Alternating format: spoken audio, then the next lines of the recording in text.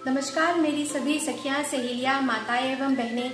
आज हम और आप मिलकर करेंगे वट सावित्री का पूजन। तो आइए चलिए शुरू करते हैं। तो चलिए पूजा चालू करते हैं। वट सावित्री का व्रत ज्येष्ठ मास की अमावस्या के दिन आता है, जो इस साल 22 मई को आने वाला है। यदि आप किसी कारणवश 22 मई को वट सावित्री का व्रत नहीं कर पाते हैं तो पूर्णिमा के दिन भी कर सकते हैं, जो 5 जून को पड़ेगा। सभी सुहागन स्त्रियां अपने पति की लंबी आयु और अच्छे स्वास्थ्य की कामना करते हुए पूरी श्रद्धा और भावना के साथ इस व्रत को करती हैं। हर राज्य में अलग अलग तरह से पूजा विधि की जाती है। जो भी पूजा में जरूरी सामग्री लगेगी वो मैं आपको बताती हूँ। पूजा के लिए जो मेन सामग्री लगेगी वो इस प्रकार है। हमने यहाँ पूड़ियाँ बना ली हैं। ये 12 पूड़ियाँ हैं जिन्हें हम चढ़ाएंगे वर देवता को। ये इसे बरगुला कहते हैं। ये आटे में मोहन डाल के घी का या तेल का गुड़ को मिलाकर इसको बनाया जाता है। भीगे हुए चने हैं।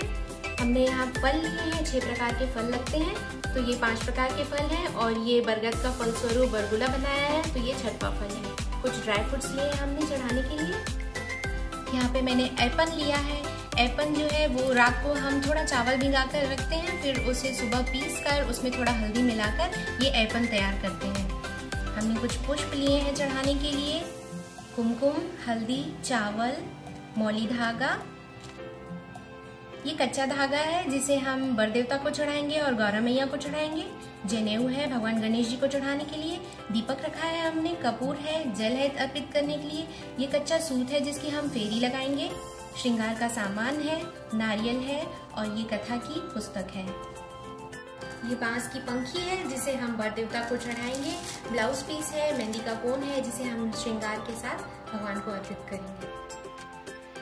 जैसा कि हम सब जानते हैं कि अभी लॉकडाउन चल रहा है, इस वजह से मैं ये पूजा अपने घर पर ही करूंगी। मेरा आप सभी से ये अनुरोध है कि आप सभी यथासंभव हो सके तो घर पर ही पूजा करें। यदि नहीं है संभव, मंदिर या कहीं जाना चाहते हैं तो सोशल डिस्टेंसिंग का नियम जरूर पूरा करें। मेरे घर में बरगद का बोनसाई है, जैसा कि आप देख सकते हैं, तो मैं इसी की पूजा करूंगी।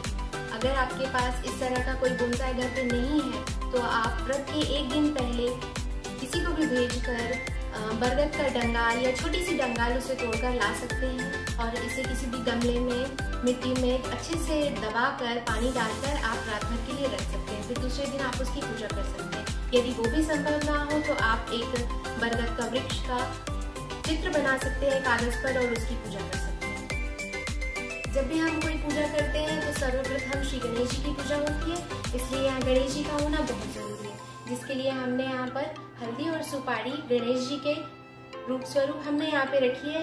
ये सुपारी है जिसमें हमने मौली धागा लगा लिया और हल्दी जो है वो गौरा मैया है। तो अब हम पूजा चालू करेंगे। सबसे पहले हम जल चढ़ाएंगे। श्री गणेश जी को सबसे पहले जल अर्पण करेंगे, माता गौरी को भी। अब हम वट वृक्ष में जल चढ़ाएंगे।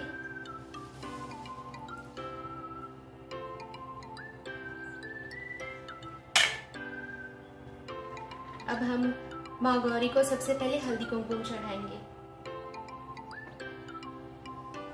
श्री गणेश जी को भी चढ़ाएंगे।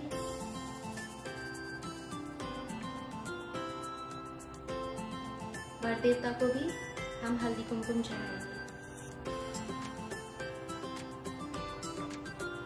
पुष्प चढ़ाएंगे। गौरा माता को लाल फूल चढ़ाएंगे।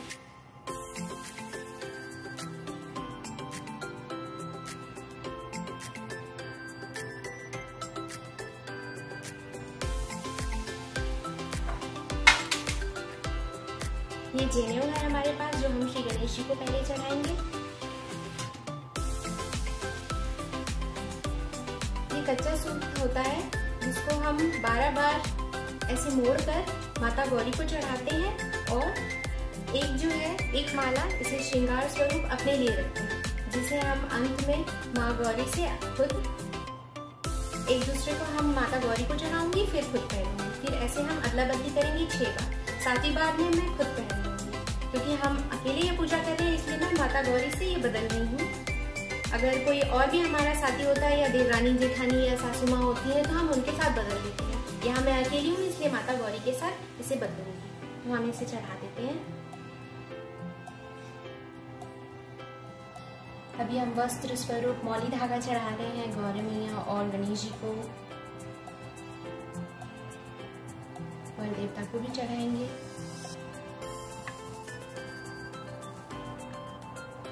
अब हम ऐपन चढ़ा रहे हैं, जिसे पुष्प में लगाकर गौरी मैया और श्री गणेश जी को चढ़ा देंगे, और हम घर देवता को ऐपन लगाएंगे। 5 बार ऐपन लगाएंगे। अभी हम माँ गौरी को श्रृंगार चढ़ाएंगे। ऐसे आप टच करा दें, और गौर देवता को भी ऐसे टच करेंगे, और यहीं पर साइड में हम इसे रख देंगे। नारियल चढ़ाएंगे। ऐसे जल फेर कर हमें नारियल चढ़ाना है।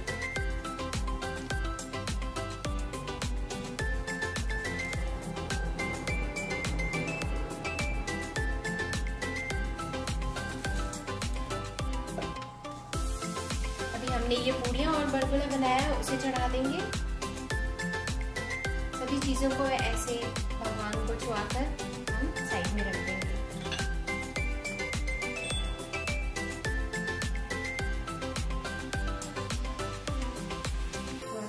चना भी चढ़ा देंगे इसी में।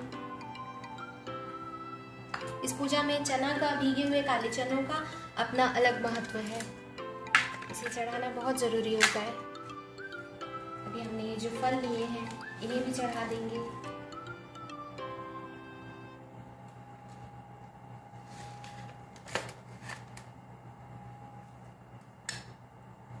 इस तरह से हम सारी चीजों को चढ़ा दें। सभी चीज़ों को, सभी फल को हम बारी बारी चढ़ाते जाएंगे और साइड में रखते जाएंगे। हमने जो ये बांस की पंखी ली है इसे भी चढ़ा देंगे भगवान जी को। फिर जब पूजा हो जाएगी तो हम इससे बर देवता को हवा करेंगे। इसे भी चढ़ा देते हैं। धूप दीप जलाकर रख लेंगे। उसके बाद हम माता सावित्री की जो कहानी है उसे हम पढ़ लेंगे। मैंने कहानी पढ़ ली है, अब हम फेरी लगाएंगे। ये हमने कच्चा सूत लिया है जिसे हम बर देवता पे बांध देंगे अच्छी तरह से, और मैं यहाँ 12 फेरी लगाऊंगी। आप अपने इच्छा अनुसार 11, 5 या 108 फेरी लगा सकते हैं। मैं भूल ना जाऊं गिनती की कितनी होगी, इसके लिए मैंने 12 चने हाथ में ले लिए हैं। एक फेरी कंप्लीट होने पर मैं एक चना जो है यहाँ पर चढ़ाती जाऊंगी। तो अब हम फेरी कर लेते हैं। हमने फेरी लगा ली है। मैं हर चीज़ आपको डिटेल में नहीं दिखा रही हूँ, वरना मेरा वीडियो जो है वो काफ़ी लंबा हो जाएगा। अब हम माँ गौरी से जो हमने ये धागा रखा था उन्हें चढ़ाने के लिए और खुद पहनने के लिए, क्योंकि हमें जो है ये वट वृक्ष की पूजा के बाद थोड़ा सा गहना स्वरूप ये पहनना होता है। तो अब मैं माँ गौरी से अपनी ये माला जो है वो बदल लूँगी। मैं अपनी माला उन्हें चढ़ा दूँगी और उनकी माला मैं खुद पहन लूँगी। ऐसा मैं 6 बार करूँगी और 7वीं बार में मैं खुद पहन लूँगी।